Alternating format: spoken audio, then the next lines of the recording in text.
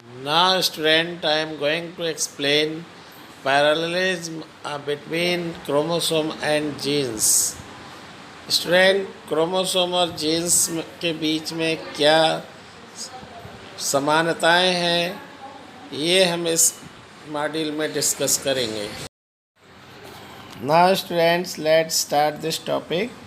Student, both genes and chromosomes are transferred from generation to generation without any change. दोनों genes और chromosome बिना किसी change के पीढ़ी दर पीढ़ी ट्रांसफ़र होते हैं। डिप्लॉयड सेल में क्रोमोसोम होमोलोगस पेयर के फॉर्म में पाए जाते हैं। जीन्स भी एलेलिक पेयर के फॉर्म में पाए जाते हैं। इन पेयर का एक मेंबर मैटरनल पेरेंट से ऑब्टेन होता है, दूसरा पैटर्नल पेरेंट से ऑब्टेन होता है। It means that student, fertilization के दौरान आधे करेक्टर्स जो होते हैं या हाफ ट्रेट या हाफ अलील्स वो स्पर्म से आते हैं, हाफ जो होते हैं ओवम से आते हैं। तो जो स्पर्म वाला पार्ट है वो पैटर्नल कहलाता है और जो ओवम की तरफ से आता है वो मैटरनल पार्ट होता है। स्टूडेंट, तो इस टाइप से कह सकते हैं किसी भी होमोलोगस पेयर क्रोमोसोम का अगर है तो उसमें से एक मेंबर मैटरनल पेरेंट से और एक मेंबर पैटर्नल पेरेंट से ऑब्टेन होता है। Student, third parallelism between genes and chromosome is there. Prior to cell division both chromosome and allele of gene get replicated. Division से पहले क्रोमोसोम और अलील, जीन का अलील दोनों रेप्लिकेट करते हैं। During mitosis the replicate chromosome and replicated allele split which pass into two daughter cells. और mitosis के दौरान जो रेप्लिकेटेड क्रोमोसोम और रेप्लिकेटेड अलील स्प्लिट हो जाते हैं और टू डॉटर सेल में पास हो जाते हैं।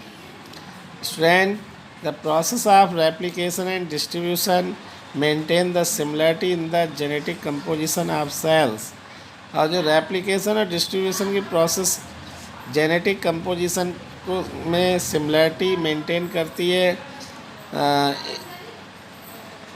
मल्टी सेलुलर ऑर्गेनिज्म की जो सेल होती है स्टूडेंट, उनका जेनेटिक कंपोजिशन होता है, उसमें सिमिलरिटी को मेंटेन करने के लिए रेप्लिकेशन और डिस्ट्रीब्यूशन प्रोसेस हमेशा हेल्प करते हैं।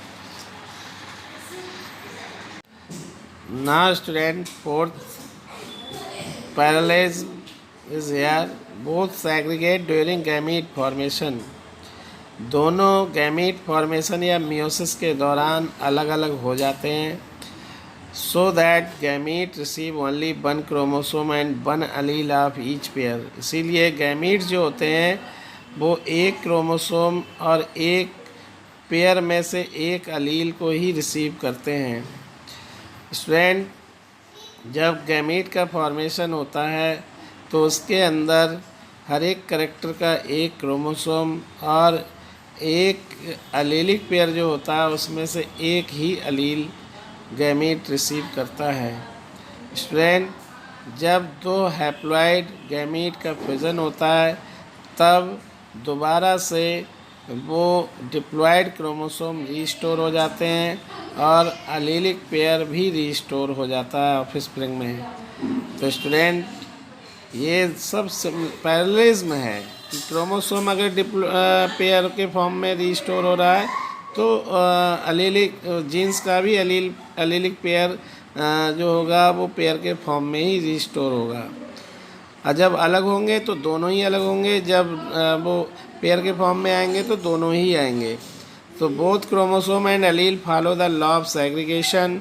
दोनों ही लॉ ऑफ सेग्रीगेशन और लॉ ऑफ इंडिपेंडेंट असॉर्टमेंट को फॉलो करते हैं। Student, in this way you can understand the parallelism between the gene and chromosome.